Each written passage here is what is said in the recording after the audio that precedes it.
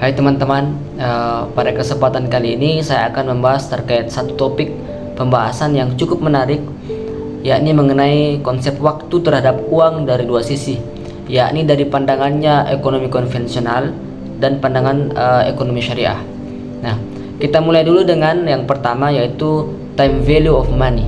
Adalah suatu konsep waktu terhadap uang dalam pandangan ekonomi konvensional yang memahami bahwa uang yang ada pada masa sekarang, yang ada pada saat ini, itu lebih memiliki nilai daripada uang yang akan ada di masa depan, di masa yang akan datang, dengan nominal yang sama. Contoh, ketika kita memiliki uang 100.000 misalkan pada hari ini, nah kita bisa membeli 10 bungkus nasi, 10 nasi bungkus.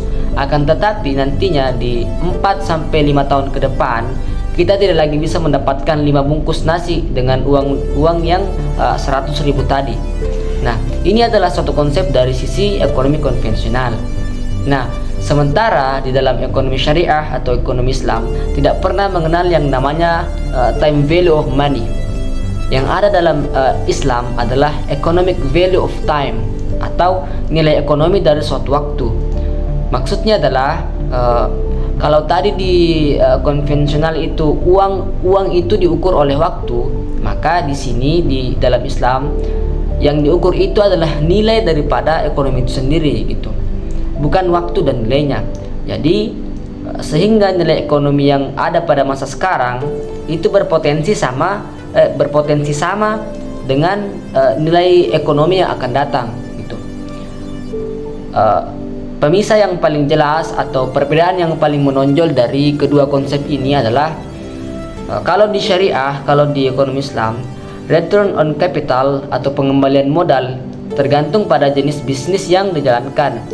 Akan tetapi kalau di konsep konvensional tadi, dia berdasarkan pada tingkat suku bunga atau interest rate. Nah, inilah yang kemudian membedakan kedua konsep ini. Sebenarnya ada banyak perbedaan, namun kita tidak bisa membahasnya satu persatu dalam waktu yang singkat ini. Oke, mungkin sampai di sini saja yang saya sampaikan. Sampai ketemu di lain waktu. Kalau ada yang lebih, semoga dapat bermanfaat. Kalau ada yang kurang, semoga tercukupkan.